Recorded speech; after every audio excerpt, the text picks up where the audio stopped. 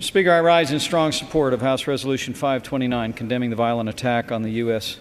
Holocaust Memorial Museum that occurred in shocking dimensions yesterday here in our nation's capital.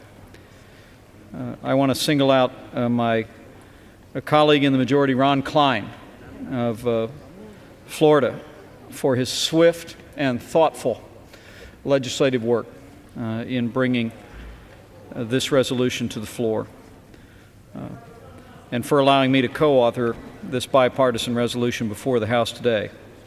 It has been my distinct pleasure to serve together with Mr. Klein as the co-chairman of the bipartisan Congressional Task Force against Anti-Semitism that was founded, I say with deep admiration, by the late Tom Lantos of California, who understood the importance of this body and this nation speaking with one voice against the venom of anti-Semitism.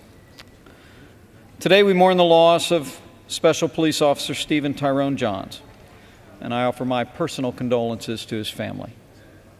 He lost his life while defending civilians, visitors, and staff of the Holocaust Memorial Museum.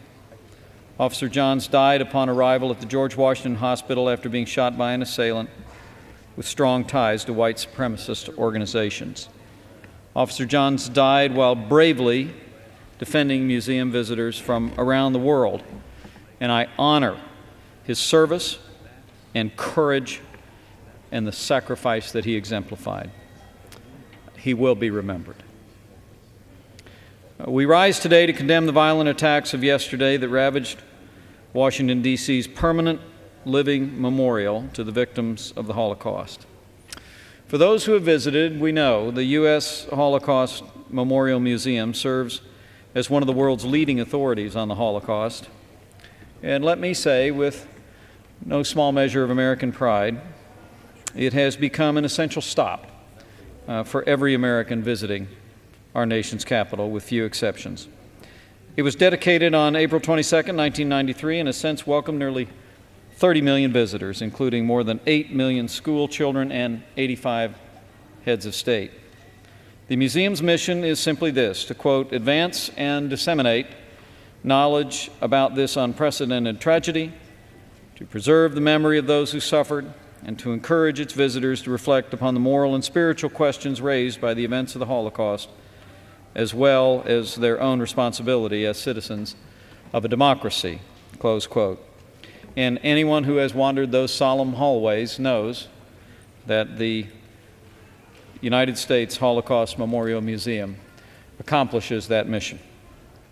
This attack at the U.S. Holocaust Memorial Museum is a horrific reminder of the violence that can stem from unchecked hatred, intolerance, and anti-Semitism, as well as the denial of history that is often manifested in that sentiment. Let me be clear. No act of violence will ever diminish our determination to honor those who lost their lives in the Holocaust. And neither will tomorrow or yesterday. And as we condemn intolerance and racism in our capital city, we should ponder today, Mr. Speaker, what anti-Semitic hatred and rage could mean on the international stage. I say with a heavy heart today, with the deepest respect for the families affected by yesterday's tragic events, we would do well as a nation to reflect. If one man can walk in the Holocaust Museum with a rifle, motivated by anti-Semitic rage, and bring about violence and death, what could a nation armed with the same anti-Semitic rage do with a nuclear weapon? The American people deserve to know that the same hatred that drove this one lonely and deranged man to open fire at the U.S. Holocaust Museum, I believe, resides in the hearts of some of the most powerful leaders in an ancient nation of the world.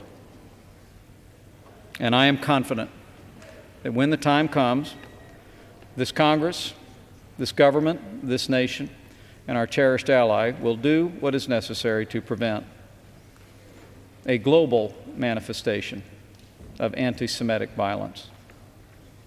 The best way to honor the lives of victims of hatred is to stand in the path of those who would continue the violence. Let Officer John's sacrifice be an example for each of us in our personal lives and an example for this nation in the exercise of courage and determination in the defense of liberty on the world stage. Let us stand in the path of hatred, come together as a Congress and a nation. And I yield back the balance of my time.